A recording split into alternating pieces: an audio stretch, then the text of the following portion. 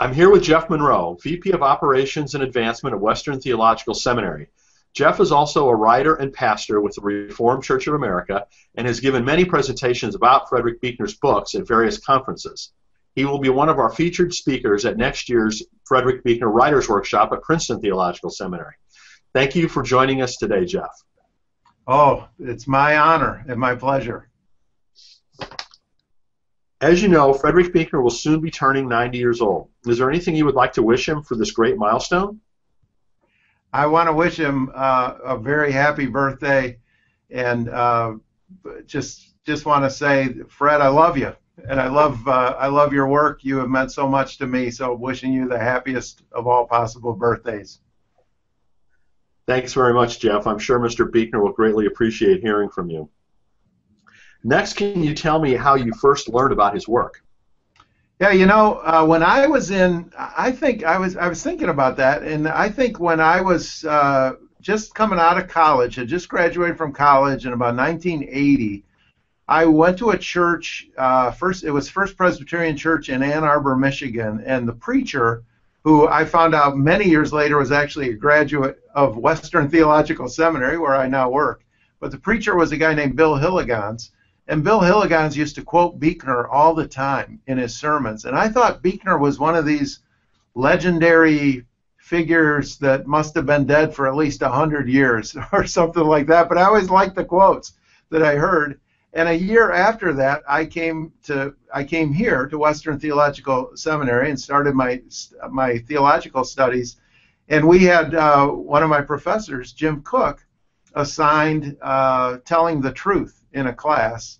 And, you know, lo and behold, I loved it. And then lo and behold, here's Fred Buechner is not some legendary figure from the past, but he's very much alive and with us today and writing today. And there are new things that are coming out.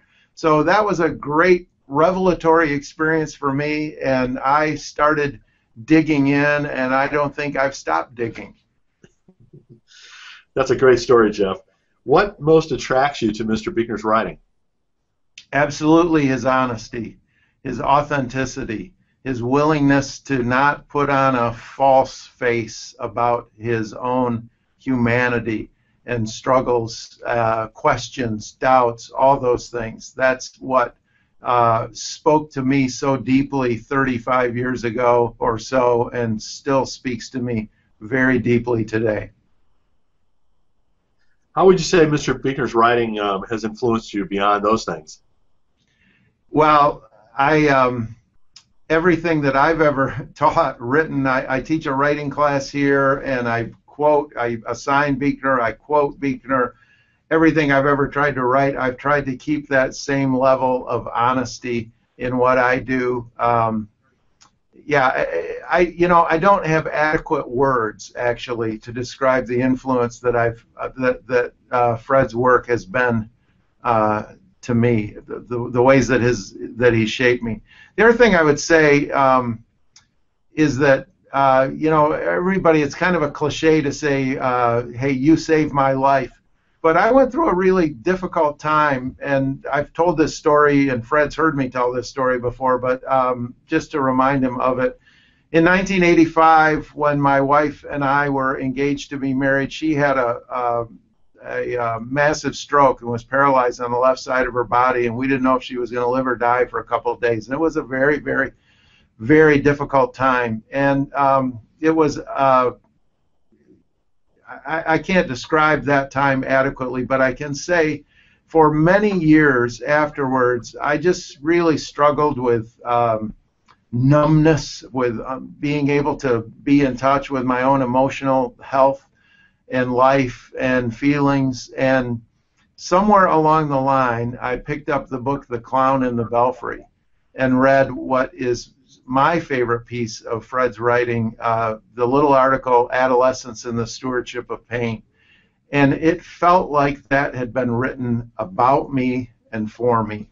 And I know it hadn't. I know it was Fred writing about his own experience, but it made sense of the world to me, and it made sense of this terrible experience that had happened. And for that, that's a gift that has brought so much life to me, and I know it's brought. I've shared.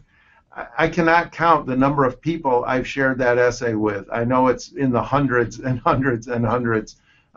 Every time somebody I know has something cataclysmic that's going on, I'll share that essay with them. And I've yet to find anybody who says, everybody says, man, that speaks so deeply to me. Well, thank you, Jeff. That's really a great story. So you've mentioned a couple of different books, Telling the Truth and The Clown of the Belfry. Which of Mr. Buechner's other books have meant the most to you? Well, the one that stands on the top of the mountain is Godric. Just a phenomenally great book. But there are so many others that mean a lot to me. I just have this little stack of them. I mean, Wishful Thinking, Peculiar Treasures, I'm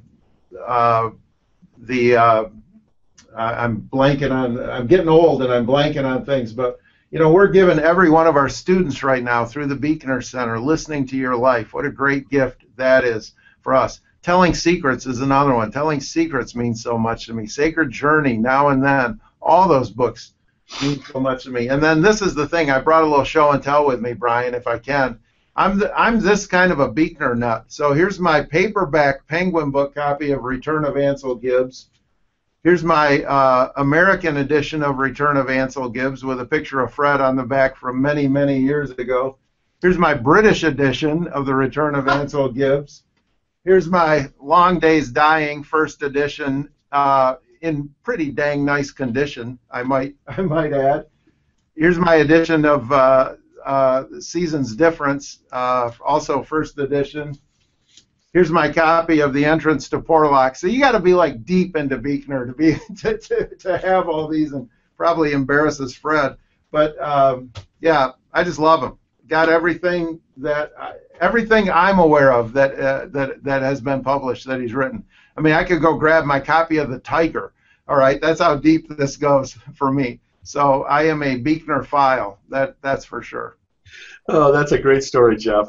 You've got copies that I don't have. Yeah. So, has Mr. Buechner inspired any of your own writing or your own specific works?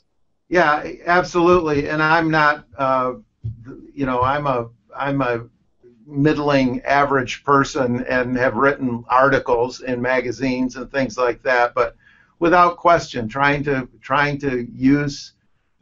He's somebody that I aspire to, and I am a cheap imitation of the real thing. That's for sure.